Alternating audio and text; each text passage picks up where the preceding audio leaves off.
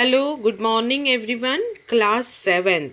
So, welcome to the second topic of history, New Kings and Kingdom, session number 3. So, today we are going to see a closer look the Cholas. We are going to discuss more about the Chola dynasty. Okay, so how they have spread their dynasty from Urayur to Tanjavur, right? So, in the ancient period, the Cholas from Urayur, it is in Tamil Nadu, were one of the important ruling clans, one of the important ruling dynasty in South India. There was a decline in their power with the rise of the dynasty like the Pallavas and the Chalukyas. So in the ninth century, Vijayalaya. Vijayalaya, who belonged to the Chola family, he captured the Kaveri Delta. You can see Kaveri River and the delta around it. So he captured the Kaveri Delta, that area from the Mutturayar family. Okay, so and he re-established the Chola rule. He captured Tanjavur and made it his capital. So Vijayalaya's successors, his next generation, conquered more areas and expanded the Chola Empire. They ruled over a large part of South India for nearly 400 years, means 9th to 12th century.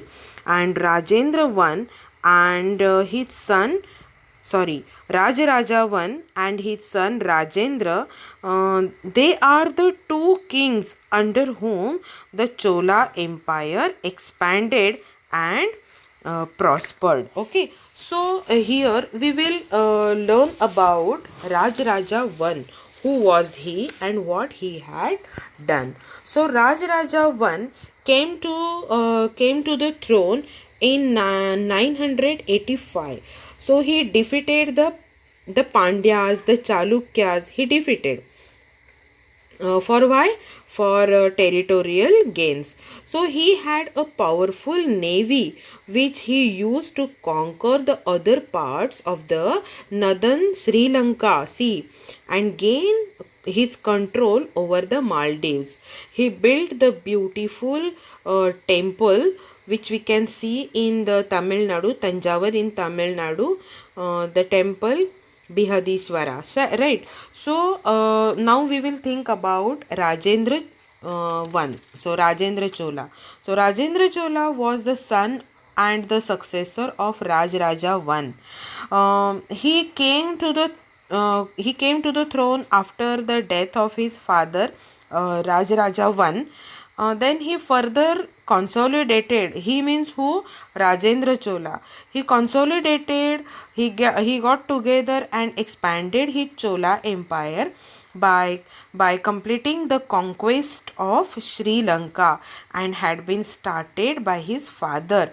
He defeated Mahipala, the ruler of Bengal, after crossing the river Ganga. Okay, he defeated Mahipala king. So after his victory, he assumed the title of Gangaikonda. Gangaikonda means the conqueror of the Ganga, the area of the Ganga river. And Rajendra Chola also laid the foundation of a new capital city which you can see in the map also, Gangaikonda Cholapuram. Where it is near Tanjavur. So now we will turn towards the splendid temples and bronze sculptures. Okay, so as we are looking about this culture, the Chola culture, the Chola rulers built a large number of temples. The temples built by Rajaraja and Rajendra Chola, and the excellent example of temple architecture. So the Chola period also saw the excellence in the making of bronze idol. Mostly these idols were of gods and goddesses. The Nataraja sculpture, okay, the Nataraja sculpture was also created during this time, and it is considered one of the finest specimen of Indian craftsmanship. So the temples were not just a place of worship, they were hub of the social, economic and cultural life of the people. The construction and upkeep of the temples provided employment to various artists, craftsmen and sculptors, as well as the priests, musicians, dancers, flower sellers, cooks and so on, right? So this was about the temples and the bronze sculpture. Now we will turn towards the agriculture and the irrigation. So as we are discussing about the agriculture and irrigation, so the land was used for the cultivation was increased under the Chola administration. So this was mainly due to two developments there were. So clearing of forest, that was one of that, and the other was irrigation of dry barren land. So embankment means the walls of the stone or the earth made to keep water back. That means embankment. So embankments were built to prevent flooding, and canals were built to bring water to the field. So wells and dams were constructed at that time period. At some places huge tanks were built to collect the rainwater. So there was even a committee which was responsible for maintaining irrigation facilities. So this kind of expansion helped obtain the rich land revenue as well. Now we will turn towards the administration of the Chola Empire. Okay, so as we are looking the administration of Chola Empire, the Cholas ruled from Urayur in Tamil Nadu. So they were known for their system of local self-government. It was like, so the empire was divided into several mandalams. Okay, so these mandalams were further subdivided into Velanadu or and Nadu. Okay, so a group of villages together was a Nadu. It was called as a Nadu, and a number of Nadus together was a Velanadu. Okay, so each village had two assemblies, the Ur and the Sabha. Now we will see in detail. The Ur comprised of all the people of the village who own the land, and the Sabha comprised of the Brahmins of the village. Okay, so inscriptions have been found from Uttara Merur. So what has been found that suggests that they chose their representatives for the village council. The village was divided into 30 wards, 30 wards. From each ward, people had to write the name of the eligible candidates to be elected for committee work on the palm leaf. They used to write on the palm leaf. So all these tickets of palm leaves were then put into a pot, earthen pot. Then a young boy would be asked to take out tickets one by one for each committee. These committees looked after various affairs of the village, such as measuring of the land under cultivation, then calculation, then collection of taxes, building and repair of water tanks, as well as the irrigation, canals, maintenance of roads and temples, and settling of disputes. So rich peasant of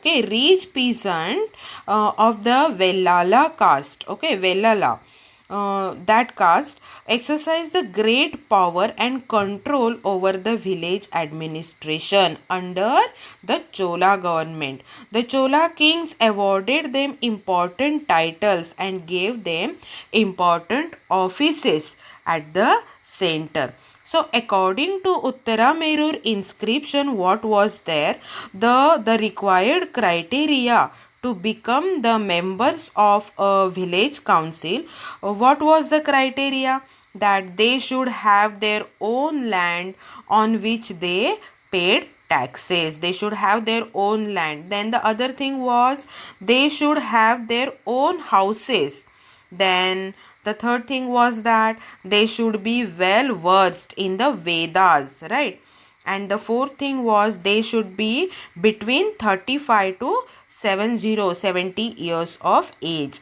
Then after, they should be honest and well versed in the administrative matters. They should be well versed. Okay.